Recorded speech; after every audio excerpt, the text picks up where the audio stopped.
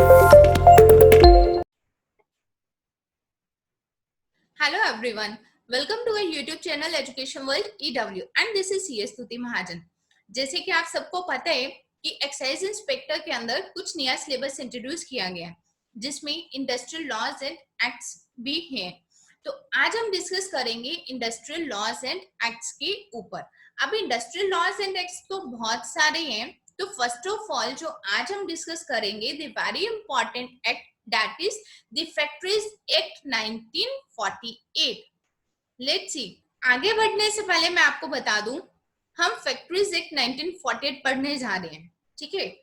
जब भी हम कोई एक्ट पढ़ते हैं तो उसका लेक्चर बोरिंग लगेगा आपको, बट बड़े ही ध्यान से सुनना, थोड़ा इंटरेस्टिंग करके हम लोग चलेंगे कि ताकि आपको लेक्चर बोरिंग ना लगे, क्योंकि अदरवाइज एक्ट पढ़ना डेट मीन्स बहुत ज्यादा आपको ध्यान से चलना पड़ेगा। अब आज फैक्ट्रीज एक्ट जो है एक बहुत ही लंबा एक्ट है, तो आज हम जो पॉइंट्स उसमें कवर करेंगे that are objectives of factories act 1948, what is a factory, manufacturing process क्या होते हैं, occupier, who is an occupier, duties of an occupier and the health measures. तो ये वाले पॉइंट्स आज हम कवर करेंगे अपने इस लेक्चर में। बिफोर वी प्रोसीड, तो सबसे पहले हम ये देखते हैं कि फैक्ट्रीज एक्ट 1948, फैक्ट्रीज एक्ट आया, इसकी नीड क्यों पड़ी फैक्ट्रीज एक्ट लाने की? क्या जब तक फैक्ट्रीज एक्ट 1948 नहीं था तो क्या फैक्ट्री नहीं मूव कर रही थी, फैक्ट्री चल नहीं रही थी, ऑपरेट नहीं कर रही थी? तो ऐसा क्या हुआ कि इस एक्ट को लाने की नीड पड़ी? जैसे जैसे हम लोग इंडस्ट्रियलाइजेशन की ओर बढ़ते गए, हमारी इंडस्ट्री बढ़ती गई, हमारी फैक्ट्रीज बढ़ती गई, अब फैक्ट्रीज में मैन पावर वर्कर्स बढ़ते गए। जैसे जैसे काम बढ़ेगा तो आपको कहीं ना कहीं लॉ चाहिए होगा इन सब चीजों को रेगुलेट करने के लिए। वहां पर जितने ज्यादा वर्कर्स उतनी ज्यादा प्रॉब्लम, जितनी ज्यादा मशीनरी उतनी ज्यादा प्रॉब्लम। अब इन दोनों के बिना काम भी नहीं होगा, मैनुअल काम वर्कर से करवाना, और जो मशीनरी है मशीनरी के ऊपर भी आपको वर्कर्स चाहिए। तो उन सबको रेगुलेट करने के लिए फैक्ट्रीज एक्ट 1948 लाया गया। जहां आपको किसी भी तरह की प्रॉब्लम आए, आप क्या फॉलो करोगे? फैक्ट्रीज एक्ट को फॉलो करोगे, ठीक है। तो अब हम सबसे पहले इसका देखते हैं, ऑब्जेक्टिव ऑफ फैक्ट्रीज एक्ट 1948 क्या है। The main objectives of the Indian Factories Act 1948 are to regulate the working conditions in the factories. Factory के अंदर काम करना है तो वर्किंग कंडीशन जो है उसको रेगुलेट करने के लिए, to regulate health, safety, welfare and annual leave and enact special provision in respect of young persons, women and children who work in the factories. तो इन सबको ध्यान में रखते हुए फैक्ट्रीज के अंदर एक एटमॉस्फेयर, अच्छा सा एटमॉस्फेयर ताकि रहे, ताकि आपकी प्रोडक्शन हो पाए। तो इन सब चीजों को ध्यान में रखते हुए फैक्ट्रीज एक्ट लाया गया कि वहां पर जो भी वर्कर्स काम कर रहे हैं उनके हेल्थ मेजर्स को भी देखा जाए, सेफ्टी मेजर्स को भी देखा जाए, उनके वेलफेयर को भी देखा जाए, वो कितने घंटे काम करेंगे, कितनी उनको लीव मिलनी चाहिए।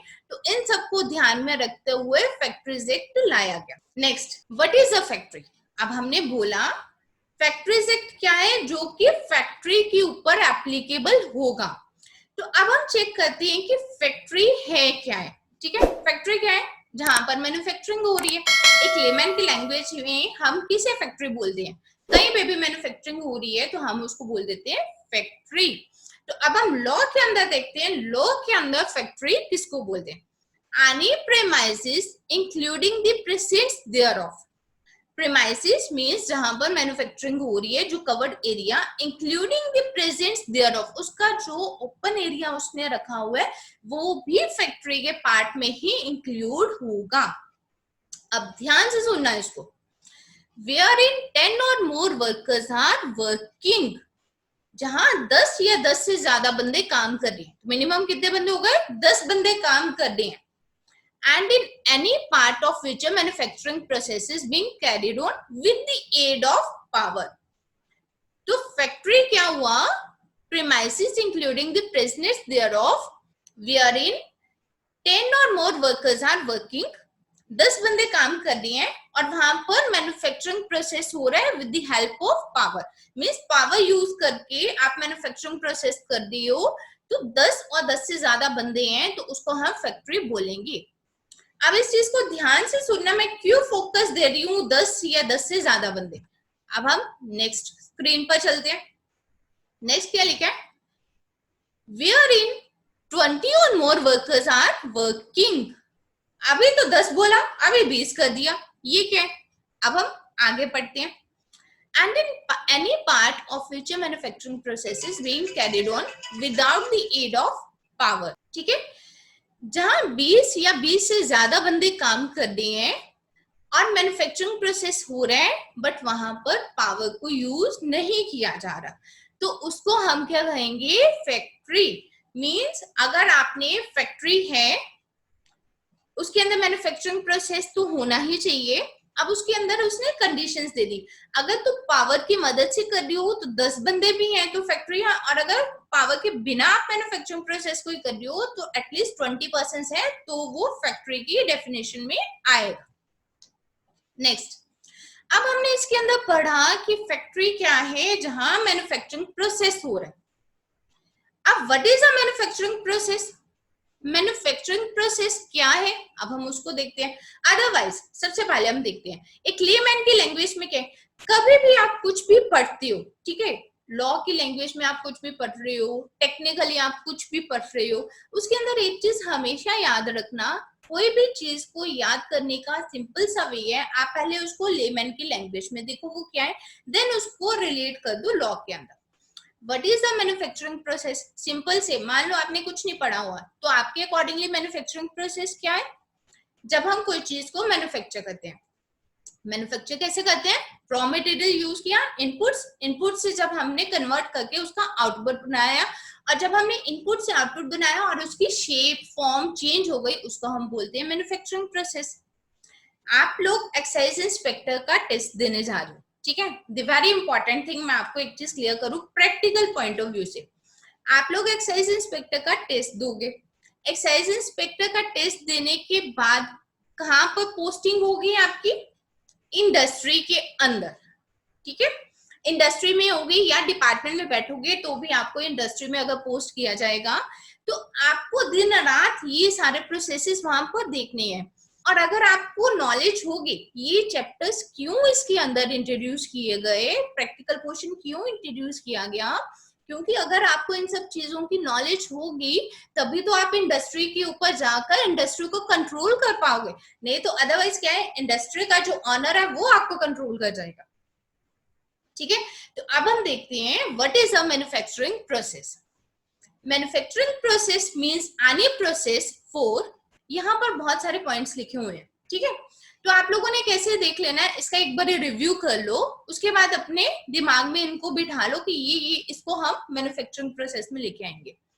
Making, altering, repairing, ornamenting, finishing, packing, oiling, washing, cleaning, breaking up, demolishing or otherwise treating or adopting any article or substance with a view to its use, sale, transfer, delivery or disposal. और इस भी चीज को बनाना, alter करना, repair करना, तो वो सारे हमारे मैन्युफैक्चरिंग प्रोसेस के अंदर आएंगे।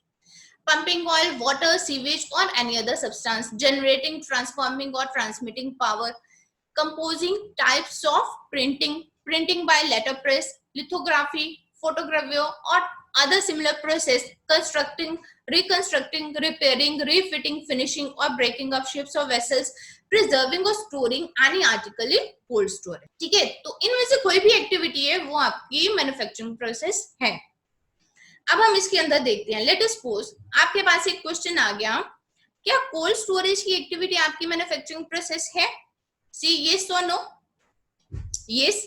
मैन्युफैक्चरिंग प्रोसेस की डेफिनेशन के अंदर जब उसने दे दिया कोल्ड स्टोरेज, तो वो आपका मैन्युफैक्चरिंग प्रोसेस है।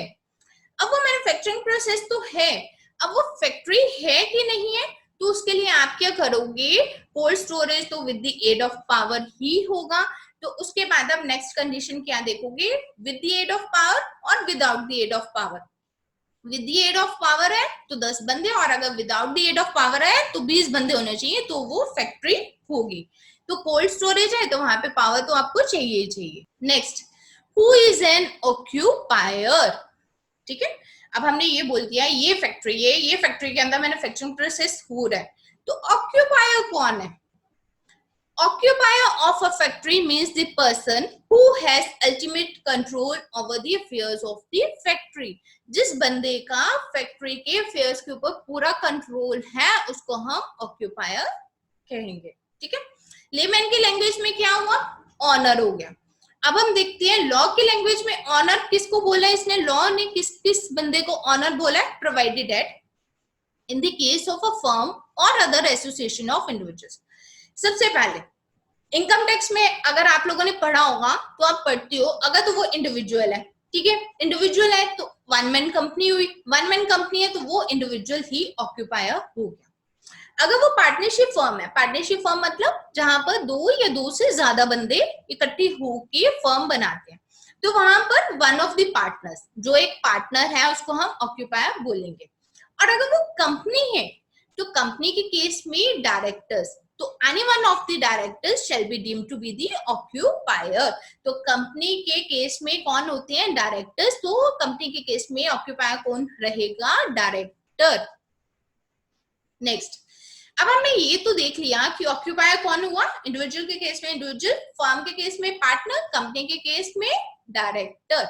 अब ये ऑक्यूपायर है, ठीक है। अब इस ऑक्यूपायर की ड्यूटीज क्या क्या है? फैक्ट्री लगा ली, फैक्ट्री के अंदर मैन्युफैक्चरिंग प्रोसेस हो रहा है, उस फैक्ट्री का ऑक्यूपायर है एक बंदा, कोई तो कंट्रोल करेगा ना उस फैक्ट्री को। किसी ने वहां पर डिपार्टमेंट के साथ डील करना तो कौन करेगा? ऑक्यूपायर करेगा। अब ऑक्यूपायर की ड्यूटीज क्या क्या है? वही जो अभी मैंने ऐसे ही बोल दिया कि डिपार्टमेंट के साथ डील करना तो ऑक्यूपायर करेगा, वही उसकी फर्स्ट ड्यूटी है। Notice by occupier, the occupier shall send to the chief inspector a written notice. जब भी ऑक्यूपायर अपनी फैक्ट्री लगा रहा है तो वो अपने मैन्युफैक्चरिंग प्रोसेस से पहले राइटिंग में नोटिस भेजेगा डिपार्टमेंट को, फैक्ट्रीज डिपार्टमेंट को नोटिस भेजेगा कि वो ऐसे ऐसे यहाँ पर फैक्ट्री उसने लगाई है, उसका लेआउट सारा का सारा वो साथ में जाएगा। और फैक्ट्री मैनेजर जो है, जो ऑक्यूपायर है, वो सारा राइटिंग में देगा कि मेरी यहाँ पर ये फैक्ट्री लगी है, ये उसका मैप है, कि ताकि जो इंस्पेक्टर है, चीफ इंस्पेक्टर या फिर डिपार्टमेंट से कोई हाई ऑफिशियल, वो वहां पर विजिट भी कर सके।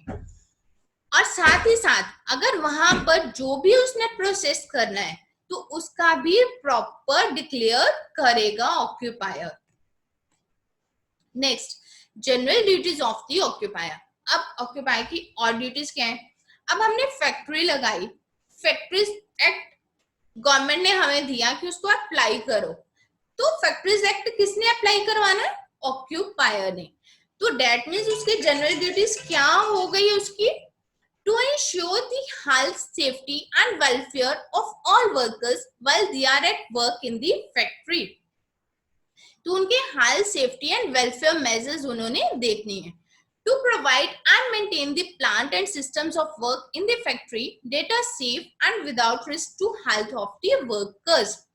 तो वहां पर जो प्लांट एंड मशीनरी है वो भी देखनी है कि वो सेफ है, जो वर्कर्स वहां पर काम कर रही हैं उनके लिए वो इंजोरियस तो नहीं है कहीं।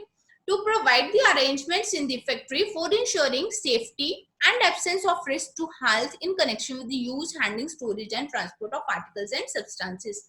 To provide such information, instruction, training and supervision as are necessary to ensure the health and safety of all workers at work. तो ऑक्यूपायर की ड्यूटी क्या बनती है? जो भी वर्कर्स वहां पर काम कर रहे हैं उनके health, safety and welfare measures को वो देखे, प्लांट एंड मशीनरी जो है वो गुड कंडीशन में है उसको मेंटेन करे, और टाइम टू टाइम जो सुपरविजन चाहिए, जो ट्रेनिंग चाहिए वर्कर्स को, वो प्रोवाइड की जाए। To maintain all places of work in the factory in a condition that is safe. तो प्लांट के अंदर, फैक्ट्री के अंदर जो भी वर्किंग कंडीशंस हैं उनको सेफ मेंटेन किया जाए। टू प्रोवाइड, मेंटेन और monitor such working environment in the factory for the workers that is safe. Workers के लिए सेफ एनवायरनमेंट क्रिएट किया जाए। to prepare a written statement of his general policy with respect to the health and safety of the workers at work and the organization and arrangements in force for carrying out that policy. एक return statement prepare की जाए अपने general policy की कि उसने कौन कौन से मेजर्स अपनी फैक्ट्री के अंदर अडॉप्ट कर रखे. Next, appointment of safety officers. It shall be the duty of the occupier to appoint a safety officer in a factory wherein 1000 or more workers are ordinarily employed. जहां हमने क्या बोला, factory की definition कहां से शुरू हो जाती है, 10 बंदे और 20 बंदे, ठीक है, with the aid of power और without the aid of power. तो 10 बंदे या 20 बंदे से आपकी फैक्ट्री की डेफिनेशन शुरू हो गई, आप फैक्ट्री के एरिया में कवर हो गए. अब आप फैक्ट्री में कवर हो गए, लेकिन जैसे ही आपके पास वर्कर्स की स्ट्रेंथ जो है वो 1000 या उससे ज्यादा पहुंच जाती है, तो आपके लिए मैंडेटरी हो जाता है कि ऑक्यूपायर जो है वो एक सेफ्टी ऑफिसर जो है फैक्ट्री के अंदर अपॉइंट कर दे. Next, compulsory disclosure of information by the occupier. कौन से सर्कमस्टांसेस में ऑक्यूपायर के लिए हो जाते हैं कि वो कंपल्सरी डिस्क्लोज उसको करे. Hazards process. अगर कोई फैक्ट्री है जहां पर हैजार्डस प्रोसेस आप लोग इन्वॉल्व कर रहे हो, मैन्युफैक्चरिंग प्रोसेस जो है वो हैजार्डस है, जैसे कि कोई क्रैकर्स बना रहे हो, कोई इस तरह की है, तो वहां पर पर्टिकुलरली होना चाहिए कि इस फैक्ट्री में हैजार्डस प्रोसेस है, तो उसको आपको चीफ इंस्पेक्टर को जब देना है वहां पर भी पर्टिकुलरली मेंशन करके देना है कि इस फैक्ट्री में जो मैन्युफैक्चरिंग प्रोसेस होगा वो हैजार्डस होगा, और उसके लिए आप लोगों ने ये सेफ्टी मेजर्स जो है वो ऑप्ट कर रखे हैं. The occupier shall at the time of registering the factory involving a hazardous process lay down a detailed policy with respect to the health and safety of the workers. Factory के अंदर hazardous process होने वाला है, manufacturing process hazardous है, और आपने health and safety of the workers के लिए क्या क्या एम्प्लॉय किए आपको पूरी पॉलिसी ड्राफ्ट करके वो डिपार्टमेंट में देनी है. On site emergency plan and detail disaster control measures. आपने वहां पर इमरजेंसी के लिए क्या प्लान कर रखा हुआ है और डिजास्टर कंट्रोल मेजर्स कौन से आपने ऑप्ट कर रखे हैं, ये सारा आपको फ्रेम करके देना है डिपार्टमेंट में. नेक्स्ट, और ये सब रिस्पॉन्सिबिलिटीज किसकी है, ऑक्यूपायर की. नेक्स्ट, अब हम देखते हैं specific responsibility of the occupier in relation to hazardous process. अभी हम देख रहे थे जनरल रिस्पॉन्सिबिलिटीज, ये रिस्पॉन्सिबिलिटीज तो ऑक्यूपायर की है ही है. अब उसका मैन्युफैक्चरिंग प्रोसेस है hazardous, let us suppose crackers की फैक्ट्री है, तो उस केस में उसकी स्पेसिफिक रिस्पॉन्सिबिलिटी क्या बनती है, to maintain accurate and up to date health records, medical records of the workers in the factory. Appoint persons who possess qualifications and experience in handling hazardous substances and provide for medical examination of every worker. क्योंकि जहां पर इस तरह का process होगा वहां पर inhale जब आप करोगे, जहां पे भी क्रैकर्स बनते हैं वहां पर जब आप इनहेल करोगे तो वो जो भी हैजार्डस मटेरियल है वो आपके अंदर जाएगा.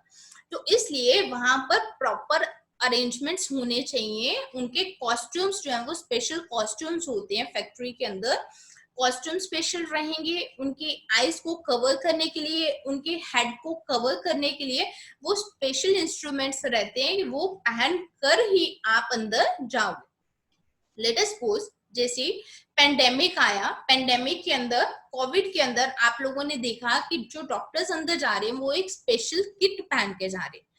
क्यों किट वेयर कर दिए हैं, कि जो जर्म्स हैं उससे अपने आप को प्रोटेक्ट करने के लिए. तो सेम वे में जो वर्कर्स हैजार्डस प्रोसेस के अंदर काम करते हैं उनके लिए भी इस तरह की स्पेशल किट होती है.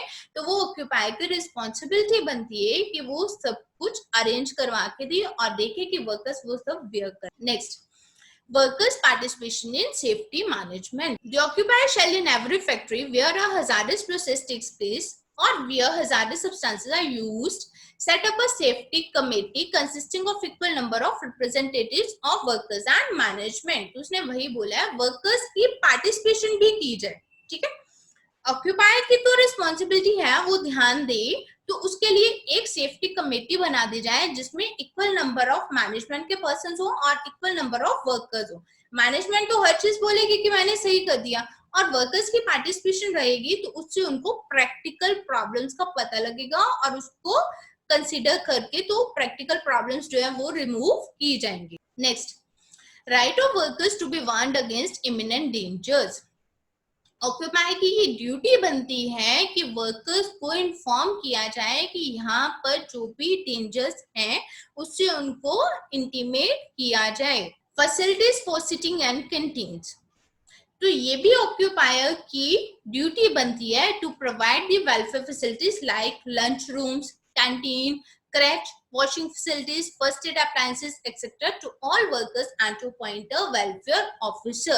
Welfare officer एक appoint करो और lunch rooms, canteen, crèche, washing facilities, first aid appliances, ये सब facilities जो है वो दीजिए। वर्कर्स हैं, एक फैक्ट्री चलानी है, वर्कर से चलेगी, बट कहीं पे भी आप काम करो, आप तभी काम कर पाओगे और वर्कर्स तभी वहां पर खुशी से काम कर पाएंगे जब उनको बेसिक नेसेसिटीज जो है वहां पर अच्छे से मिल पाएंगी। Annual leave with wage, annual leave with wage को हालांकि हम अभी बाद में कवर करेंगे क्योंकि ये एक इम्पॉर्टेंट पॉइंट है इस एक्ट के अंदर, तो इसके अंदर मैं थोड़ा सा आपको ब्रीफ कर देती हूँ। एनुअल लीव विद वेज क्या है कि अगर कोई वर्कर वहां पर काम कर रहा है तो उसकी कुछ कंडीशंस हैं जो हम बाद में चेक करेंगे। तो अगर उसने काम किया है आपकी फैक्ट्री के अंदर तो वो एलिजिबल हो जाता है एनुअल लीव लेने के लिए विद पे, ठीक है। तो ये रिस्पॉन्सिबिलिटी किसकी है? ऑक्यूपायर की, कि वो ये सारा डाटा मेंटेन करे कि जिस वर्कर ने काम किया उसको उसने एनुअल लीव दी है या नहीं दी है और उसकी एनुअल लीव मिलनी चाहिए उसको। Next, safety and occupational health survey, time to time safety and occupational health survey किया जाए। हमने क्या बोला, सबसे पहले ऑक्यूपायर की ड्यूटी क्या बनती है कि वो हेल्थ एंड सेफ्टी मैटर्स को खुद ही वहां पर मेंटेन करे। देन सेफ्टी कमेटी भी बनाई जाए, then safety and occupational health survey भी टाइम टू टाइम करवाया जाए, जहां से ताकि उनको पता लगे कि उनकी फैक्ट्री के अंदर अगर किसी चीज की कमी है उसको रिमूव किया जाए और वर्किंग कंडीशंस को और ज्यादा इंप्रूव किया जाए। Next, health measures. अभी हम इसके अंदर मेनली फैक्ट्रीज एक्ट किसके लिए है? फैक्ट्री के अंदर क्या हो रहा है? मैन्युफैक्चरिंग प्रोसेस कौन कर दिए हैं? वर्कर्स। तो वर्कर्स की हेल्थ एंड सेफ्टी मेजर्स को लेके हम लोग सब डिस्कस करते हैं। अब इसके अंदर हम देखते हैं कि हेल्थ मेजर्स में क्या कहा जाता है। हेल्थ मेजर्स में कौन कौन से पॉइंट्स इन्होंने कवर किए और ये सब ड्यूटीज किसकी हैं? ऑक्यूपायर की। और ऑक्यूपायर कौन है? इंडिविजुअल के केस में इंडिविजुअल, फर्म के केस में पार्टनर और कंपनी के केस में डायरेक्टर। तो अब हम देखते हैं हेल्थ मेजर्स। हेल्थ मेजर्स में क्या क्या पॉइंट्स कवर होते हैं? सबसे पहले क्लीनलीनेस, दैट मीन्स आपकी जो फैक्ट्री एरिया है वो नीट एंड क्लीन होना चाहिए। Disposal of waste and effluents, factory के अंदर मैन्युफैक्चरिंग प्रोसेस होगा, इनपुट से आउटपुट आप बनाओगे, जब इनपुट रॉ मटेरियल से आप फिनिश गुड बनाओगे, मैन्युफैक्चरिंग प्रोसेस होगा तो उसके अंदर कुछ वेस्ट मटेरियल निकलेगा ही निकलेगा। तो उस वेस्ट मटेरियल को डिस्पोज ऑफ करने का प्रॉपर अरेंजमेंट होना चाहिए। Next, ventilation and temperature, factory के अंदर वेंटिलेशन प्रॉपर होनी चाहिए और प्रॉपर टेम्परेचर मेंटेन करके रखा होना चाहिए। डस्ट एंड फ्यूम, अगर कहीं पर हजार्डस प्रोसेस हो रहा है वहां पे भी डस्ट एंड फ्यूम होगी, और अगर कहीं पर हजार्डस प्रोसेस नहीं हो रहा तो भी वहां पर डस्ट एंड फ्यूम अगर है तो उसको भी मेंटेन करने के, साफ सफाई के पूरे वहां पर सिस्टम जो है वो रखना चाहिए कि ताकि, क्योंकि जो डस्ट है जहां पर भी मैन्युफैक्चरिंग प्रोसेस होगा, आप देखते हो एक लेमन के लैंग्वेज में, ये फैक्ट्री है, पॉल्यूशन होगा ही होगा, फैक्ट्री है, डस्ट होगी ही होगी। तो वो जो डस्ट है, डस्ट एंड फ्यूम है, वो पार्टिकल्स आपके नोज के थ्रू अंदर जाएंगे, आपके माउथ के थ्रू अंदर जाएंगे, चाहे आप वहां पर जाकर कुछ भी काम नहीं कर रहे हो, वर्कर्स तो काम कर रहे हैं, लेकिन अगर आप सिर्फ विजिट करने भी गए हो तो वहां पर डस्ट एंड फ्यूम पार्टिकल्स जो है वो अंदर जाने के पूरे चांसेस हैं। तो इसलिए इन सबको रिमूव करने के प्रॉपर मेजर्स जो है वो लेने चाहिए। Artificial humidification, so in respect of all the factories in which the humidity of the air is artificially increased, तो artificially humidity वहां पे प्रॉब्लम रहती है, तो उसको इंक्रीज करने के जो है वो प्रॉपर मेजर्स लिए जाने चाहिए। ओवर क्राउडिंग, तो फैक्ट्री के अंदर ओवर क्राउडिंग आपको नहीं करनी है। ये नहीं करना कि आपकी फैक्ट्री प्रीमाइसेस के अंदर एक स्पेस में 50% की कैपेसिटी है तो आप वहां पर 60 रख कर दो, तो ऐसा नहीं करना, ओवर क्राउडिंग नहीं करनी है आपको। लाइटिंग, लाइटिंग की प्रॉपर फैसिलिटी होनी चाहिए, लाइटिंग प्रॉपर होगी तभी काम हो पाएगा। ड्रिंकिंग वाटर, ड्रिंकिंग वाटर की प्रॉपर फैसिलिटी होनी चाहिए। लेट्रिन्स एंड यूरिनल्स, यूरिनल्स की प्रॉपर फैसिलिटी होनी चाहिए। स्पिटून्स, स्पिटून्स की प्रॉपर फैसिलिटी जो है वो होनी चाहिए in order to maintain a clean and hygienic condition. तो बेसिकली क्या है फैक्ट्रीज एक्ट, फैक्ट्रीज के लिए, जैसे कि हमने पहले भी बोला, फैक्ट्रीज एक्ट किसके ऊपर एप्लीकेबल है? फैक्ट्रीज के लिए। फैक्ट्री में क्या करते हैं? Manufacturing process. मैन्युफैक्चरिंग प्रोसेस कौन करता है? वर्कर्स। तो वर्कर्स के ऊपर कौन है? ऑक्यूपायर। ऑक्यूपायर कौन है? इंडिविजुअल के केस में इंडिविजुअल, पार्टनरशिप फर्म के केस में पार्टनर, और कंपनी के केस में डायरेक्टर। आपको बड़े ध्यान से ये चीजें लर्न करनी है। और ऑक्यूपायर की ड्यूटीज क्या बनती हैं? Health, safety and welfare measures को मेंटेन करना, और अगर जहां पर भी हैजार्डस, वहां पर उसको लग रहा है कि कंडीशंस हैं, तो उसके लिए सेफ्टी मेजर्स जो है वो मेंटेन करे। कोई सेफ्टी किट लेनी पड़े, सेफ्टी कमेटी बनाए, टाइम टू टाइम सर्वे करवाएं। तो ये आज हमने पार्ट 1 के अंदर कवर किया। अब हम नेक्स्ट लेक्चर में कवर करेंगे, फैक्ट्रीज एक्ट को कंप्लीट कर देंगे हम नेक्स्ट लेक्चर में, एंड देन जो अदर एक्ट्स हैं तो उसको हम स्टडी करेंगे इसमें। So thank you.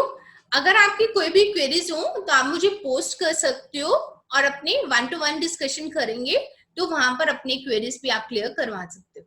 Thank you.